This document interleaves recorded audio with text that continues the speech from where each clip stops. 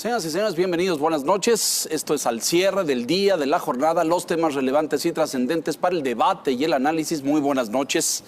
El día de ayer concluyó la llamada Marcha por la Paz, la Seguridad y la Justicia, que encabezaron desde el estado de Morelos, desde Cuernavaca, integrantes de la familia Levarón, el poeta y activista Javier Sicilia y otros líderes sociales. Vinieron desde Cuernavaca en 3 días, jueves, viernes, el sábado estuvieron en la Estela de Luz, ya aquí en la Ciudad de México, y el domingo pues llegaron hasta el Zócalo. Y bueno, pues el domingo sucedieron ahí algunos hechos al acceso al Zócalo, ya dentro de la Plaza de la Constitución, recibieron agresiones, gritos, algunas ofensas de gente que les decía que pues que se fueran a Estados Unidos, que eran unos traidores, etcétera. Inusual en una marcha por la paz y la justicia. El mensaje de estos hombres, hay un documento, un pliego de señalamientos de una mesa de trabajo que vinieron realizando con la Secretaría de Gobernación. Entregaron este documento a una comisión en el Senado el domingo y en Palacio Nacional, donde los esperaba otra comisión del Gabinete de Seguridad, ellos enviaron una comisión que entregó el documento. El presidente de la República hoy en la mañana pues defendió su postura de no recibirlos, dijo que pues que no estaba, que se les respetaba, que él respetaba su opinión, pero que no estaba de acuerdo con el show. Y bueno, pues hizo ahí algunas declaraciones que han dejado a los activistas ofendidos y molestos, según declararon esta tarde. Así es que bueno, pues ahí está lo que dijo el presidente, que no los iba a poder recibir, tenía ya algunas giras de fin de semana.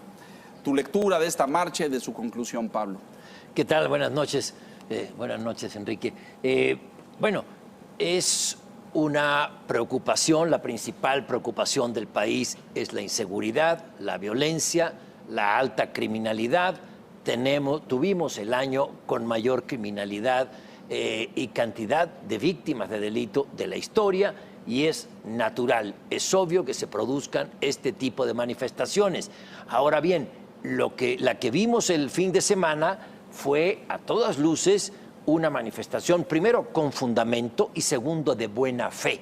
No fue una manifestación contra el presidente, no, simplemente piden audiencia, queremos hacernos oír cada vez más porque son familiares de víctimas directas de delitos atroces, crímenes brutales en la historia del país. Y que el presidente no los haya recibido nos habla de poca sensibilidad, sobre todo por el argumento. Ahora dijo esto de la gira. El primero fue: no quiero hacer un show para no manchar la investidura presidencial. No se mancha la investidura presidencial por recibir a víctimas. Fue simplemente, le sacó la vuelta a reunirse con Levarón, Sicilia y otras personas, que es muy engorroso que le digan, y muy enfadoso, me imagino, para alguien que lo critiquen y que le digan: oiga, nos están matando de esta forma. Él ya lo sabe todo, él ya conoce las soluciones y les deja una comisión de alto nivel, pero a fin de cuentas una comisión.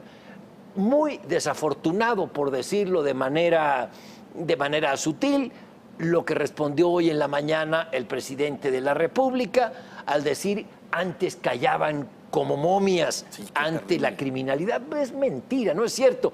Es una grave confusión que él tiene al pensar que la historia contemporánea de México se divide, empieza una parte el 1 de diciembre del año antepasado, en que toma posesión, y la otra parte que todo era tinieblas, oscuridad, corrupción y verticalidad, autoritarismo, que es antes, que no existía la oposición antes de que él asumiera la presidencia. Es decir, estamos en el peor de los mundos. ¿Por qué? Porque no escucha el presidente y no quiere cambiar de opinión, salvo que se lo diga un personaje que me lo reservo para la siguiente ronda de comentarios. Muy bien. Señor Quintana, creo que no saludé a la apertura, ¿verdad? No. Pablo, buenas noches. Don Enrique, muy buenas noches. Creo que hubo un cambio. El presidente recibió a los LeBaron en Palacio Nacional, habló con ellos. Entonces no veo la razón por la cual no podría haber vuelto a hablar con ellos. Es más, los fue a visitar allá a Sonora. A Bavispe. Sí, entonces a Chihuahua. Entonces no veo una negativa en el caso de los LeBaron hablar, porque ya lo ha hecho. ¿Cuál fue el ingrediente? Creo que el ingrediente fue Sicilia. Y no es la primera vez que hoy el presidente, entonces el candidato, le da la vuelta a las reuniones con Sicilia. ¿Recuerdas en la campaña, Leo, Pablo, que le dio la vuelta y que se decía, bueno, decía Sicilia es que no quiere que lo bese, porque Sicilia tenía la costumbre de dar un beso y un darle abrazo. un beso a sus interlocutores? Entonces, no sé, tengo la impresión de que hay varias valoraciones equivocadas. Me parece que si el presidente hubiera argumentado, me encantaría estar allí, pero tengo ya desde hace muchos meses giras programadas los fines de semana, estoy muy atento a lo que digan y va a haber una comisión del más alto nivel que va a recibirlos. Creo que el sentido hubiera sido muy diferente y no hubiera cambiado gran cosa de lo que pasó, porque el presidente estaba ausente. No es que él haya estado en Palacio y se haya encerrado en Nuevo León, ¿no? Se haya encerrado en su oficina. Realmente creo que sí hay un problema, no sé si solo con Javier Sicilia o con algunos otros integrantes de la marcha.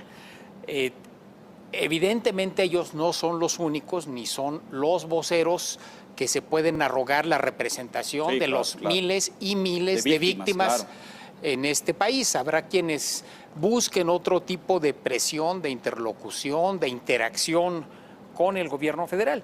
Pero en una sociedad agraviada creo que era emblemático y lo que debió haber ocurrido es un buen trato, independientemente de la presencia o no del presidente de la República.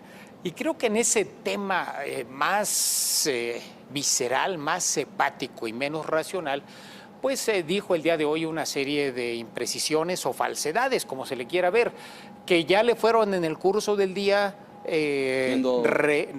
replicadas, corregidas de manera muy enfática, puntual, como por ejemplo el hecho de que Javier Sicilia no hubiera criticado a García Luna, porque él aludió no al pasado en general. Sí, no a ese personaje. Específicamente a García Luna.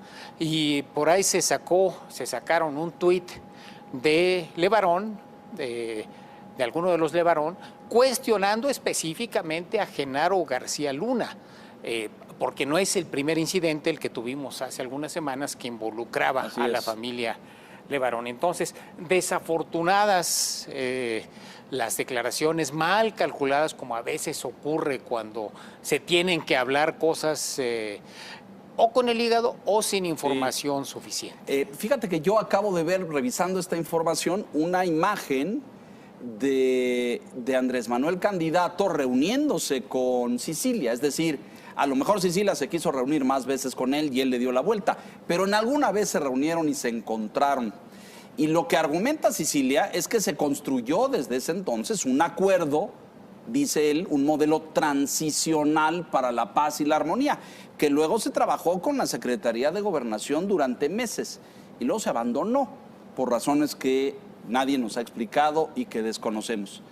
Pero las afirmaciones del presidente de esta mañana, y además esta obsesión recurrente de callaron en el... ¿Y eso qué tiene que ver? Pues, ¿no? En primer lugar, si hubiera sido cierto, porque no, yo creo que criticaron a García Luna y criticaron a los anteriores. LeBaron pidió la renuncia de García Luna, como apuntaba Enrique, fue muy drástico.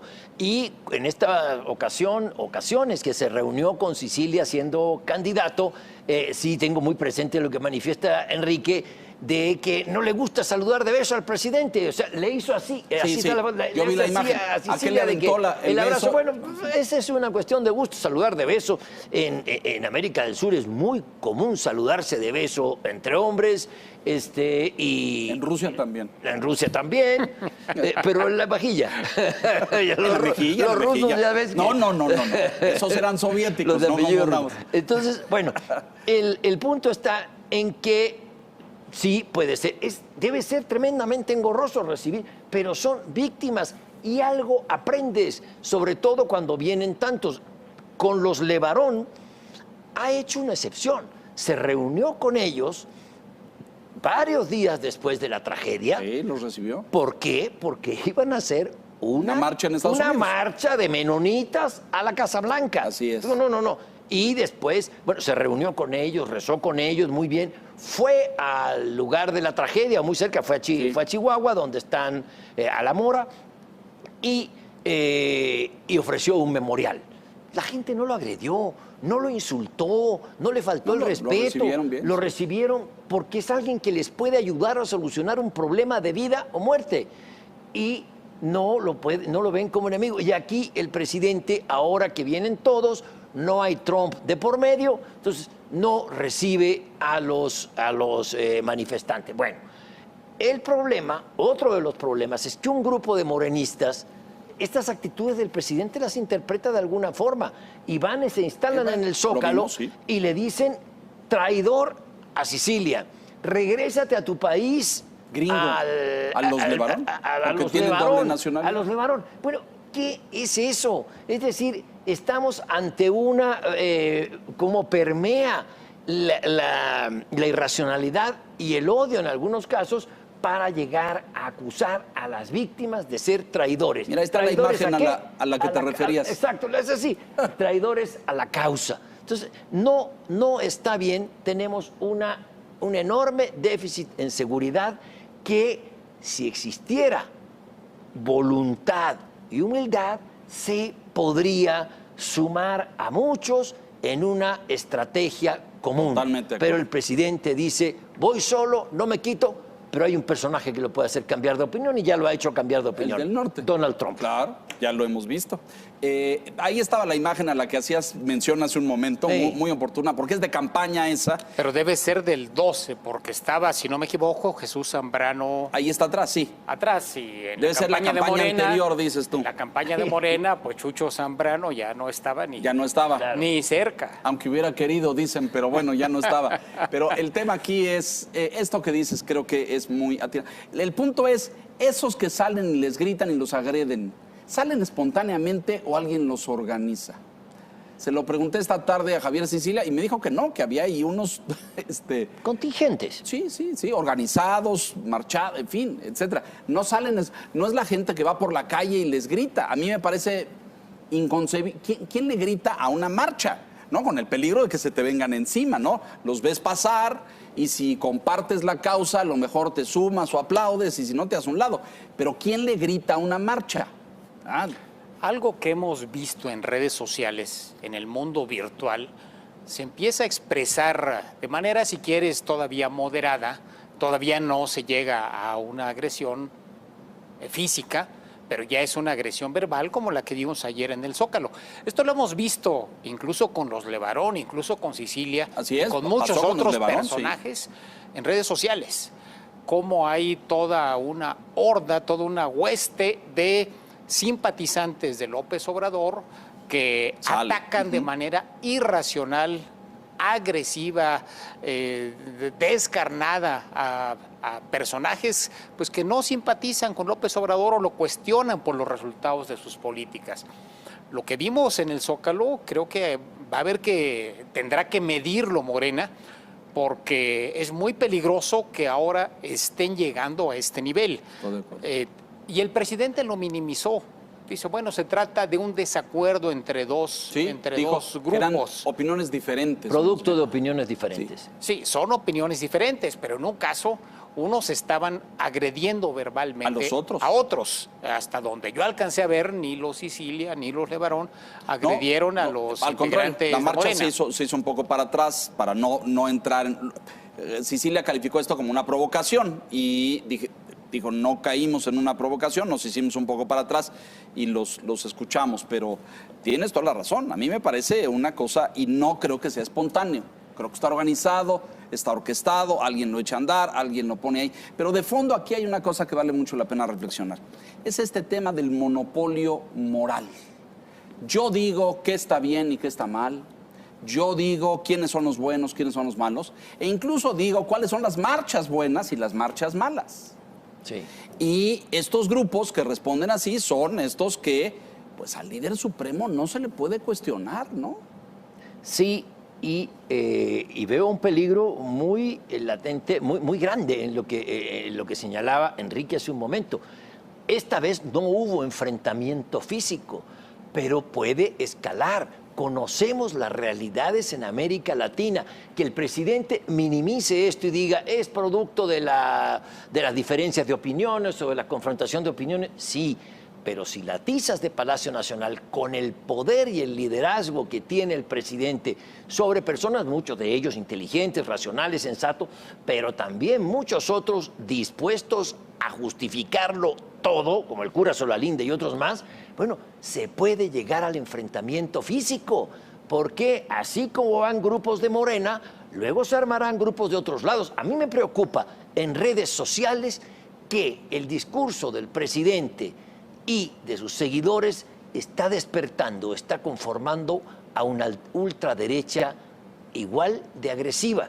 Y cuidado, eso puede llevar, lo hemos visto en el resto de América Latina y es peligroso. Las huestes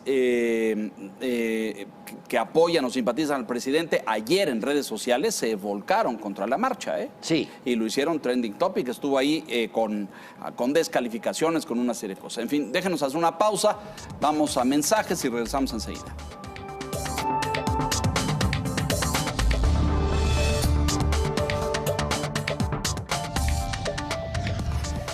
Y ya que hablábamos de Morena, pues resulta que tiene nuevo presidente, fue electo ayer en un congreso que pues otros califican como ilegal. Este hombre, el diputado federal Alfonso Ramírez Cuéllar, fue electo ayer en un congreso convocado por el Consejo Nacional de Morena y pues ahí fue electo por unanimidad. Es el presidente de Morena, pero hay otro grupo, el que encabeza Jacob Polevsky, que es la secretaria general, aquí la ve usted, la secretaria general con funciones de presidenta interina, desconoce a Alfonso Ramírez Cuéllar y dice que la votación y que el Congreso y que todo eso es totalmente ilegal, que no tenía sustento. Ya el Tribunal Electoral del Poder Judicial de la Federación había descalificado una reunión de este Consejo General Congreso, en noviembre y había dicho que no tenía validez porque no tenía quórum. Y algo había señalado acerca de Berta Luján, que lo preside, salió a decir que de todos modos iban a reunir y que el Congreso Nacional, por supuesto que tenía, vea ustedes, el 6º Congreso Nacional Extraordinario y que por supuesto tenía validez. Y bueno, ahí eligieron a un presidente interino. ¿Por qué interino? Porque, pues adivine usted quién es el presidente de Morena. Pues el presidente de la República. Es el presidente de Morena porque Jacob después fue presidenta interina. Esa presidencia no se ha terminado. Está vacante, exactamente. Porque pues estatutariamente no se ha electo un nuevo presidente. Ramírez Cuéllar fue electo ayer de forma interina y luego sale Jacob muy interesante porque dice que en el estatuto no hay interinatos.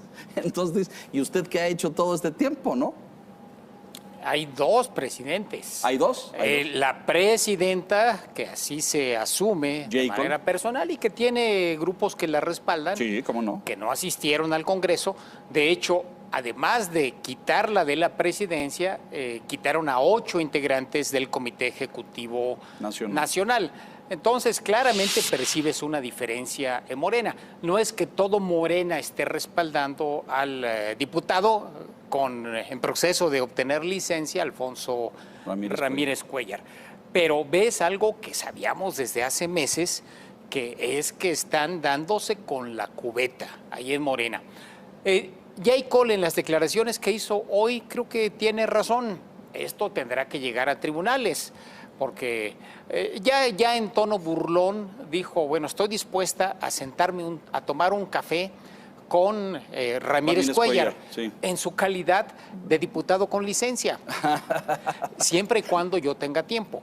Es decir, la agenda me lo permite. se puso sus moños la señora Polevsky. Creo que refleja lo que se ha estado presentando en Morena.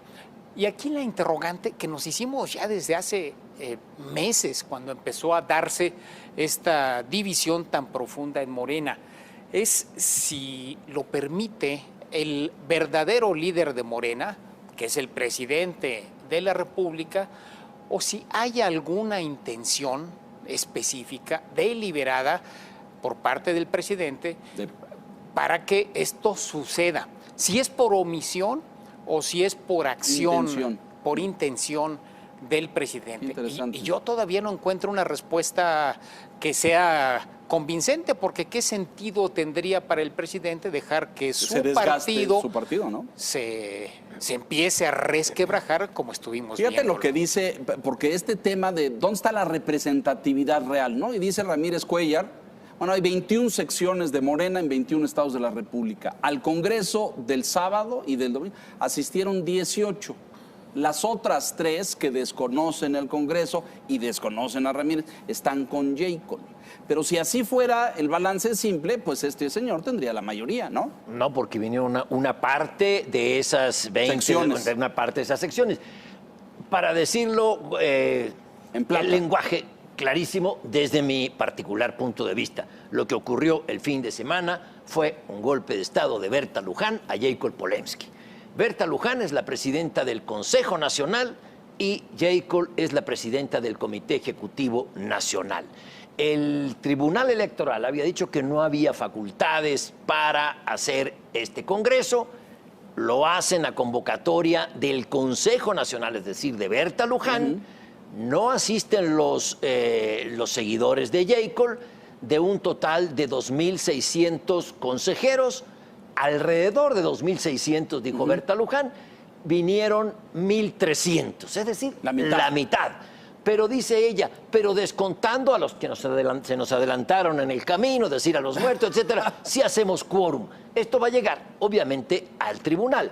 Es un pleito, el presidente está con Berta Luján. Todas sus fuerzas vivas en los medios de comunicación, en las redes, son anti-Jacob, porque ya Jacob no tiene ni el afecto, ni la cercanía, ni la interlocución con el presidente López Obrador. Ahí está la línea oficial, la marca un medio de comunicación muy orgánicamente ligado quizá a Morena, y es Berta Luján lo que quiere el presidente. Y no solamente Berta Luján, quiere que la elección sea por encuesta, que es lo que acepta, que la elección sea por encuesta, lo que acepta Luján y no acepta Jacob. En fin, ¿por qué? Porque unos tienen la mayoría en otro lado. El problema está ahí, un pleito entre una corriente bastante radical, que es la de Berta Luján, contra otra corriente muy radical. Aquí no es un asunto, los demás están de espectadores. No hay moderados. No, los demás son espectadores y nos tiene acostumbrado este partido y lo que antes fue el PRD a ese tipo de pleitos que nunca o casi nunca pudieron elegir a un presidente nacional por vía de votación y todos se los tenía que poner el tribunal. Porque ni a Cuauhtémoc Cárdenas le hacían caso, salvo que él fuera el candidato o pusiera a Porfirio o a Leonel Godoy. Salió Cuauhtémoc de ahí y eso se acabó. Es decir, hay un pleito y, en mi opinión, el presidente está con la corriente de Berta Luján e impulsa la salida de Jacob Polensky, que se concretó en los hechos, vamos a ver si de jure, en lo que pasó el sábado. Creo que hay dos cosas que no acaban de cuadrar en el rompecabezas. Si el presidente tiene tal ascendencia sobre Morena, no veo necesidad de tanto cuento. Es decir, un manotazo, una llamada telefónica a Jacob. Jacob, ya cumpliste tu ciclo, hazte a un lado, ahora le toca a Berta. Lo hizo muchas ocasiones en el pasado, cuando no era presidente. Ahora que tiene más poder, no veo por qué no podría hacerlo. Esa parte no me acaba de cuadrar. Y lo segundo donde además no tiene que ser él directamente, ¿no? Puede haber un mensajero. Un intermediario, claro. Y lo segundo, quien quedó como presidente interino en esta asamblea, Ramírez Cuellar. el diputado Alfonso Ramírez Cuellar, pues no es precisamente un radical. Ni es alguien cercano al presidente, al contrario, ha tenido desencuentros con el presidente. Ramírez Cuellar nos dijo aquí en la Silla Roja que él quiere una reforma fiscal este año. Y que no está de acuerdo con que los ingresos alcanzan, que hay un montón de problemas, el gasto no da, no hay manera de que recortando y con la austeridad las cosas salgan, en fin, en su ámbito, que es la Comisión de Presupuesto, que hasta ahora presidía, la que ya presentó licencia, presidía a reserva de lo que pase con su licencia. Entonces, no pareciera un incondicional de Berta Luján. De modo que como que hay piezas del rompecabezas que no acaban de embonar. Es difícil pensar que el presidente no palomeó a Ramírez Cuellar, ¿no? Pues no, es por 2 meses, Ramírez Cuellar. Es por 2 meses. Él va a convocar para que se haga por el método que se acuerde. Pero hay algo que yo quiero resaltar. Lo que dice Berta Luján ayer cuando le dijeron, oiga, ¿y qué hay con Jacob? Si habían quedado en lo que dice el tribunal, dice, comillas, un diario indesmentible en eso, hubo por ahí, dice Berta Luján, hubo por ahí un árbitro que nos sentó a ella, es decir, a Jacob y a mí, y de ahí salió un acuerdo de unidad para emitir una sola convocatoria, que es esta, a la que Jacob incumplió. ¿Cuál es ese árbitro? O sea, las tribus de la izquierda son caníbales, se comen entre ellas. Si Jacob no está ya en la gracia del presidente, va a cobrar caro su salida.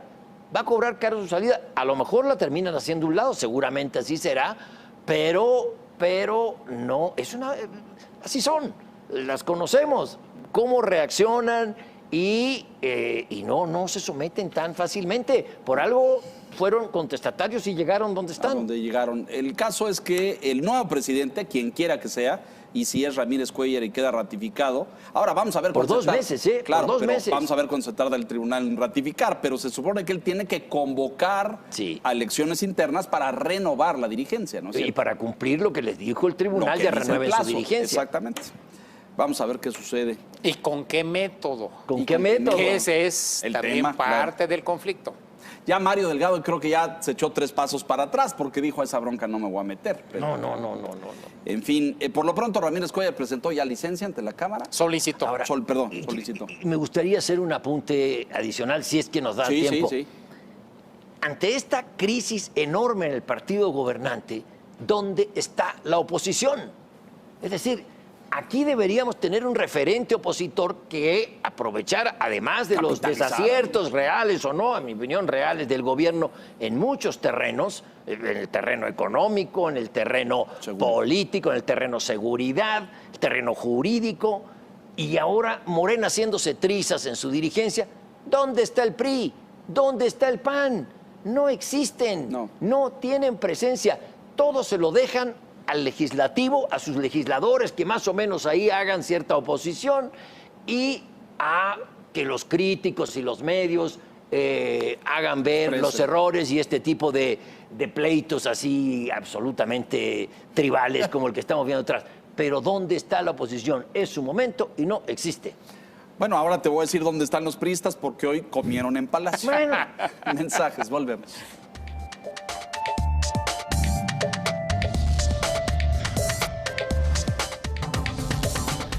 Bueno, pues esto sí es la primera vez que sucede en esta administración. No había habido un encuentro de esta naturaleza. El presidente de la República invitó a gobernadores priistas a comer en Palacio Nacional y a tratar pues 2 temas ahí en la agenda fundamentales. Uno, el tema del INSABI, y ahora explicamos por qué, y el tema de seguridad.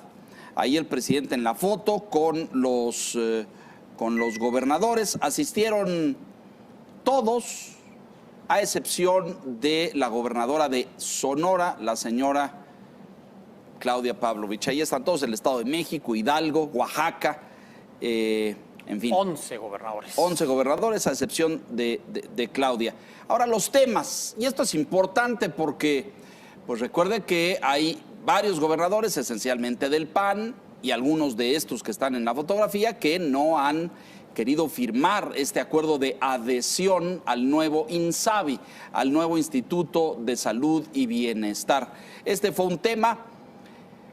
Los únicos reportes que han salido, porque nadie ha hecho declaraciones después de la comida, es que fue una comida muy cordial, intercambiaron puntos de vista, muy productiva. Nos pusimos de acuerdo, dijo el presidente, en cómo hacer mejor para el bienestar de la gente.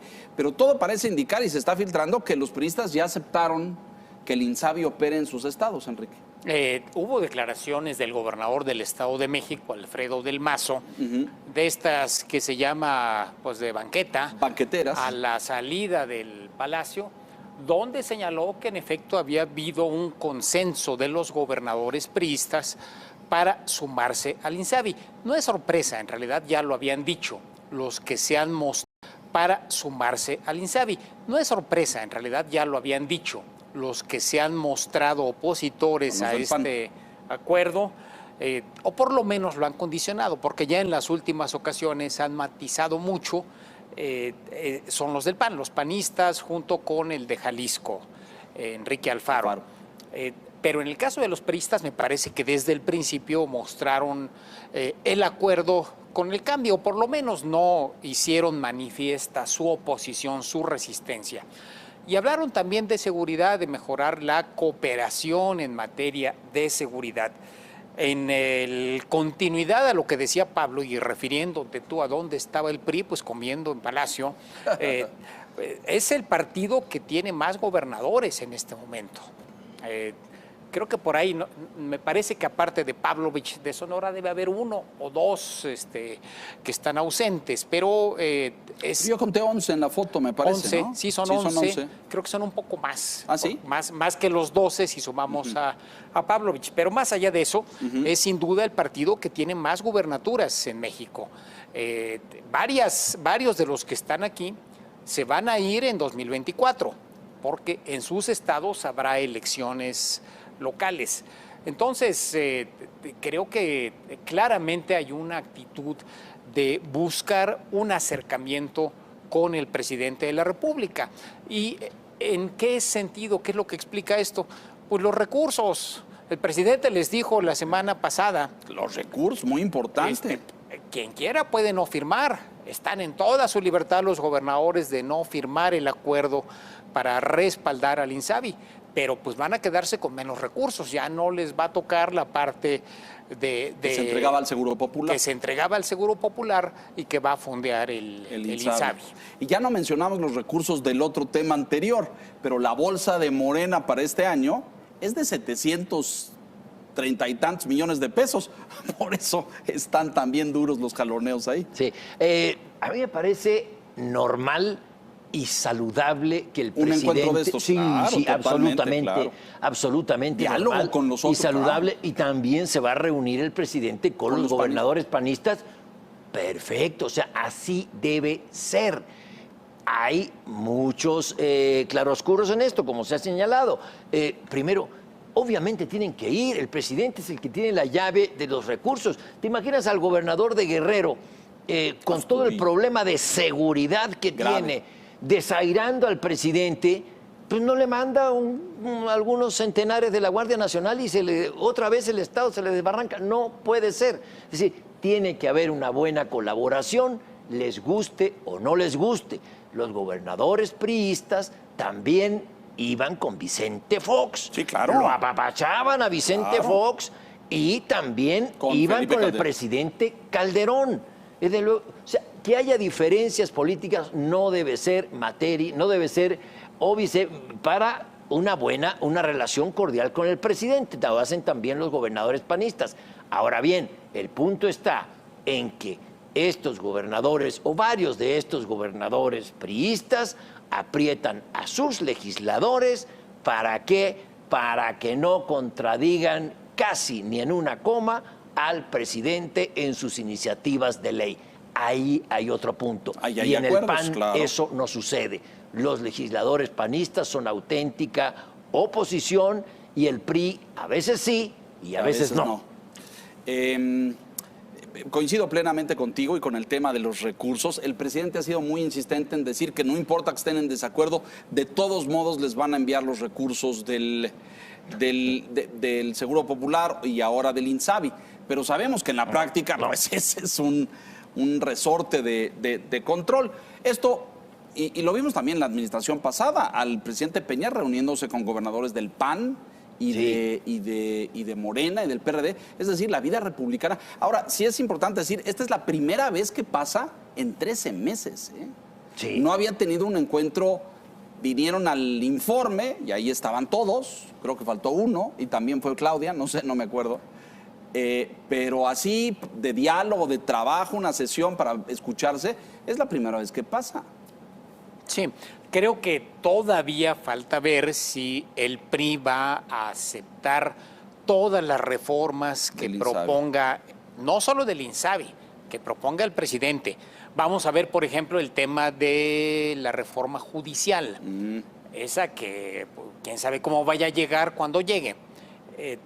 Porque en algún momento, para 2 o 3 temas al menos, el PRI se ha sumado al llamado bloque de contención, donde están los senadores panistas, los senadores de Movimiento Ciudadano y los del PRD. Entonces, vamos a ver si efectivamente este acercamiento con el presidente, como tú dices, el primero que se da en los términos que hoy se observó, implica un cambio de posición de los legisladores del PRI en el Senado, que a veces tienen una cierta independencia de sus gobernadores, mucho más que los diputados. Además, los diputados pues les queda año y medio, entonces piensan las cosas de otra manera, ven las cosas de otra perspectiva. Sus tiempos son distintos. El tema de seguridad, lamentablemente, yo no sé si en las declaraciones de Del Mazo afuera mencionó algo, pero es un tema prioritario para muchos de estos gobernadores que tienen auténticos problemas en sus entidades. Mencionabas a Astudillo, en Guerrero. Sí. Pero bueno, en todos, dime uno que se salve. Y ya no se filtró nada respecto a si hubo ahí algún acuerdo o alguna coordinación en materia de seguridad. No más allá de los lugares comunes, en el sentido de vamos que vamos a trabajar, a cooperar, etcétera, etcétera, hasta donde yo sé. Sí, hasta ahora no más allá. Al parecer el platillo fuerte fue el INSABI, y el PRI pues se echa para atrás, renuncia, bueno, los gobernadores priistas renuncian a lo que ellos apoyaron, el Seguro Popular, que fue obra y creación del doctor Frank en la época de Vicente Fox, pero pues como sucede cuando no hay rencillas políticas tan acentuadas como ahora, las buenas políticas se continúan. Claro. Que la continuó el gobierno de Peña Nieto y ahora todo para afuera. Bueno, el PRI ahora, al parecer, está dispuesto a desaparecer el seguro. Bueno, a aceptar el INSABI, claro, y no poner reparos en ello. Y lo de la ausencia de la gobernadora de Sonora, salvo que haya tenido un problema personal fuerte, no se debe a una desaveniencia personal particular con el presidente, sino más bien con los que están en la foto, con los gobernadores, con los demás gobernadores priistas que han tenido una actitud política hacia sus legisladores bastante cuestionable. Estos gobernadores o varios de estos gobernadores priistas aprietan a sus legisladores para que no contradigan casi ni en una coma al presidente en sus iniciativas de ley. Ahí hay otro punto. Y en el PAN eso no sucede. Los legisladores panistas son auténtica oposición y el PRI a veces sí y a veces no. Coincido plenamente contigo y con el tema de los recursos. El presidente ha sido muy insistente en decir que no importa que estén en desacuerdo, de todos modos les van a enviar los recursos del Seguro Popular y ahora del INSABI. Pero sabemos que en la práctica pues, ese es un resorte de control. Esto, y lo vimos también en la administración pasada, al presidente Peña reuniéndose con gobernadores del PAN, y de Morena y del PRD, es decir, la vida republicana. Ahora, sí es importante decir, esta es la primera vez que pasa en 13 meses. Sí. No había tenido un encuentro, vinieron al informe y ahí estaban todos, creo que faltó uno y también fue Claudia, no sé, no me acuerdo. pero así de diálogo, de trabajo, una sesión para escucharse, es la primera vez que pasa. Sí, creo que todavía falta ver si el PRI va a aceptar todas las reformas que proponga, no solo del INSABI, que proponga el presidente. Vamos a ver, por ejemplo, el tema de la reforma judicial.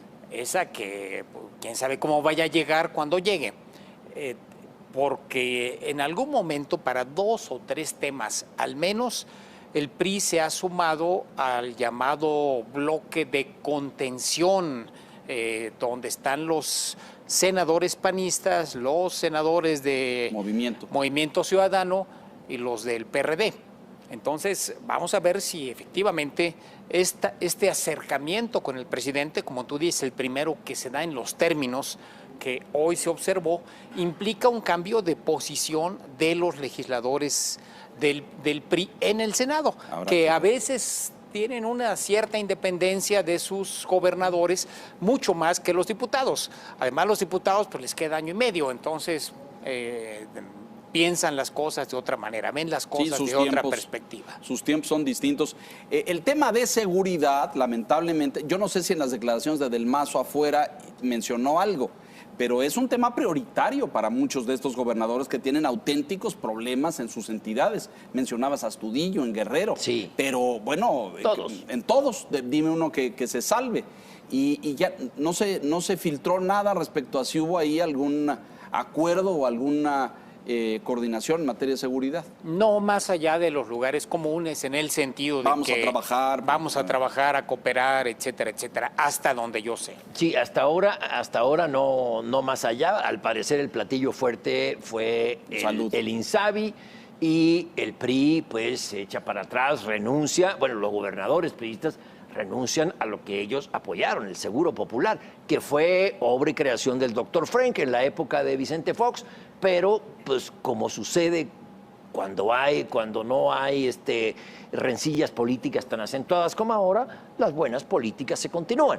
Claro. Que la continuó el gobierno de Peña Nieto y ahora todo para afuera. Bueno, el PRI ahora al parecer está dispuesto a desaparecer el seguro. Bueno, a aceptar el INSABI y no poner reparos en ello.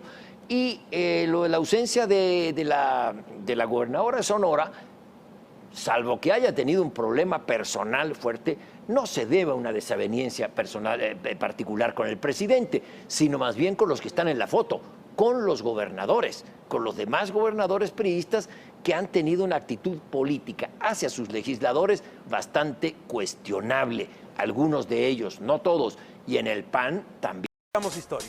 La nota dura con Javier Risco, lunes a viernes, 10 de la noche.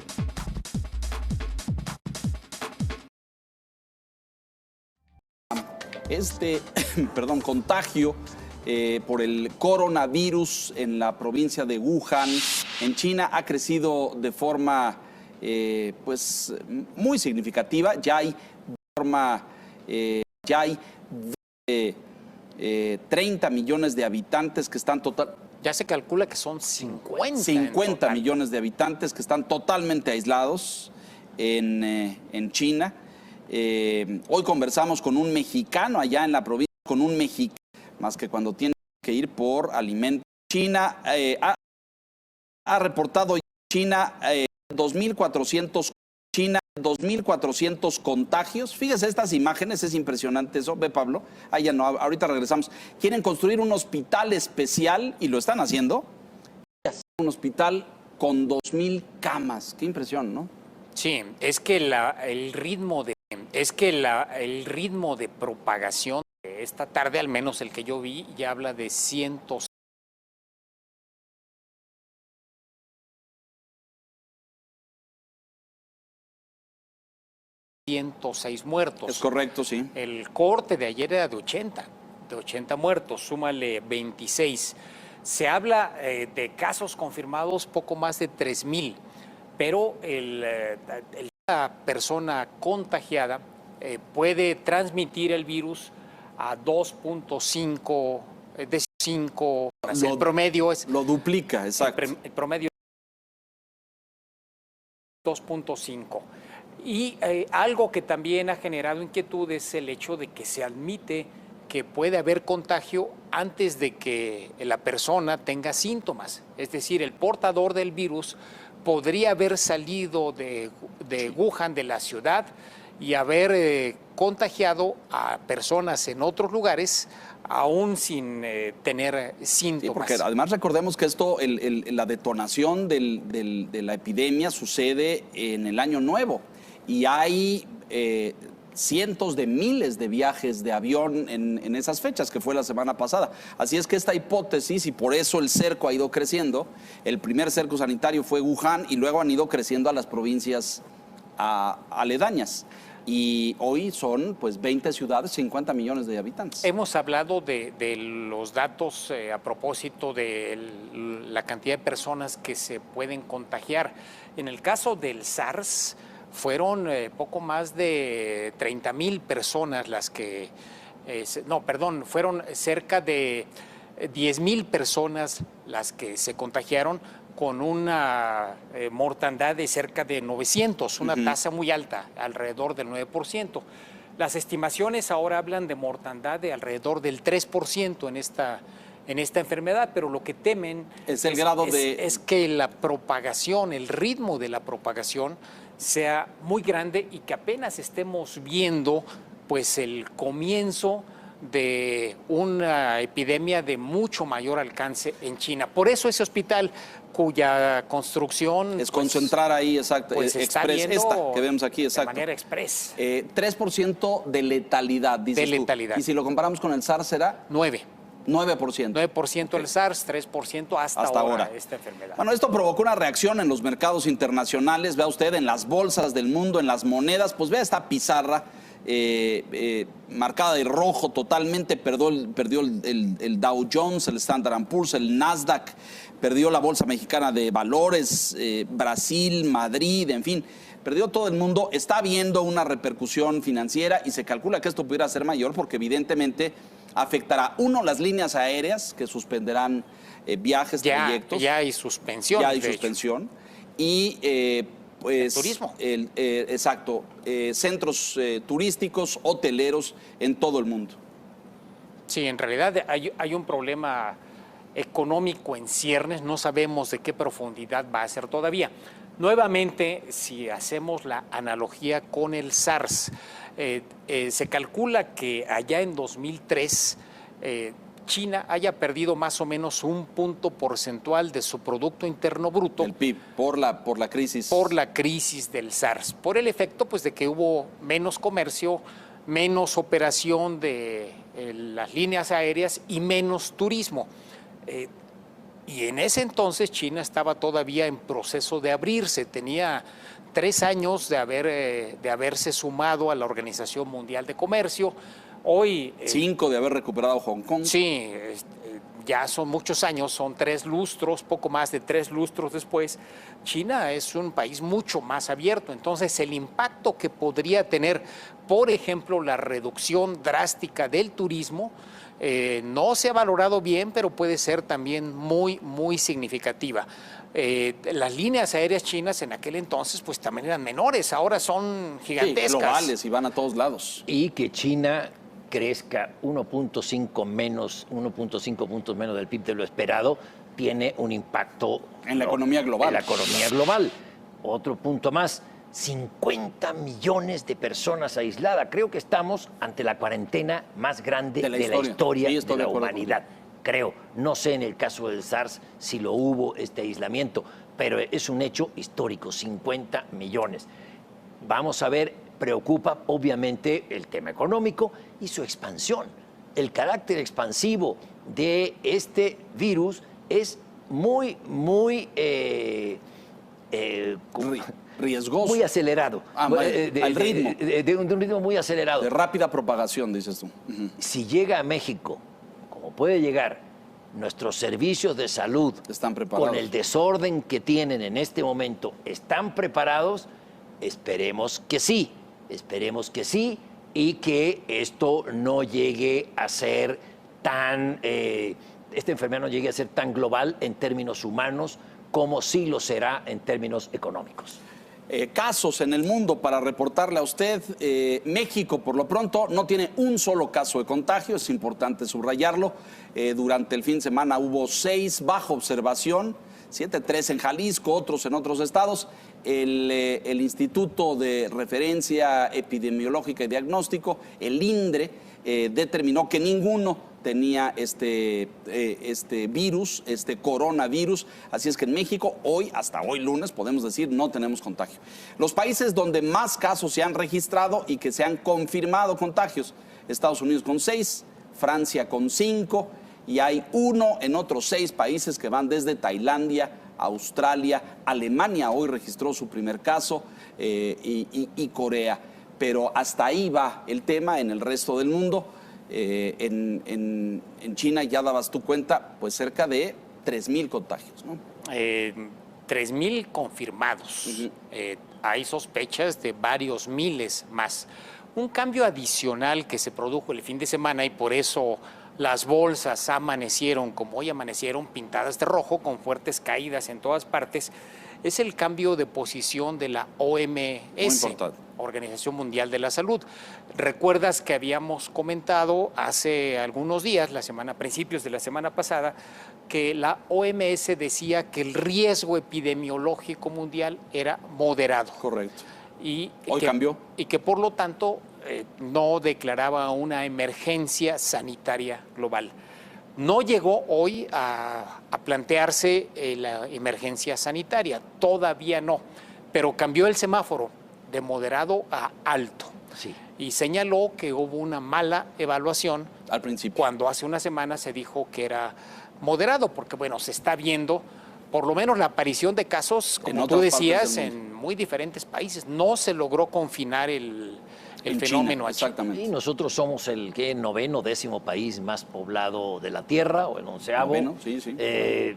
Pues hay que tener que se hagan las precauciones en el aeropuerto. En Tijuana ya se toman algunas medidas. En fin, sí hay que estar no preocupados al nivel del pánico, pero muy atentos al desarrollo de esta epidemia que azota a China y que se expande al resto del mundo, y nosotros somos una parte importante del resto del mundo. Pues vamos a ver cómo evoluciona, sobre todo, sí, en términos de salud y los reportes que vayan saliendo, pero el impacto económico también, ¿no? Sí, casi hay una dinámica epidemiológica natural. Algunos estiman que el pico, ya vistas las medidas que se han tomado para frenar la propagación, podría estar en la segunda semana de marzo, más o menos, entre el 10 y el 15 de marzo. Desde hoy hasta el 15 de marzo, los análisis que han hecho es que todavía habrá incrementos en los casos de contagio y desafortunadamente también en las bajas. Y después empezaría a reducirse, pero no estiman que los mercados regresen a la tranquilidad, sino hasta bien entrado el mes de abril. Así que vamos a tener un ratito de inestabilidad financiera. Después de un año que no había sido nada malo para los mercados en 2019. No, venían bien. Y el peso, fíjate qué bien estaba. Hoy volvió a niveles de 19, ¿no, Enrique? 18.89 en este momento, ahí lo vemos en la pantalla, pero sí estuvo arriba, en ventanilla, arriba de 19 todo el día. Pues hasta aquí llegamos, don Pablo Vilar, gracias, buenas noches. Don Enrique Quintana, gracias. Buenas noches. Y gracias a usted por la gentileza de su atención. No se despegue, mucho más aquí en El Financiero Bloomberg. Buenas noches.